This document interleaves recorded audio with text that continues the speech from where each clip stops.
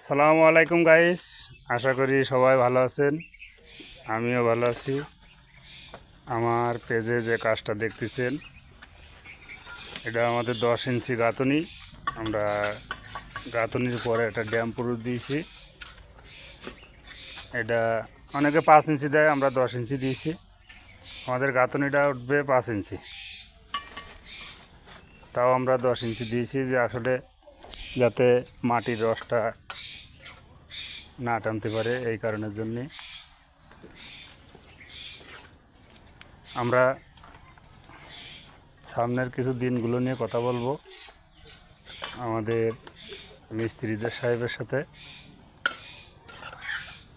আসসালামু আলাইকুম মামা। ওয়ালাইকুম আসসালাম। ভালো আছো বাবা? আলহামদুলিল্লাহ। কি করতে চাও? এই যে কাজ করছি, গাঁথনির কাজ। গাঁথনির কাজ করছি।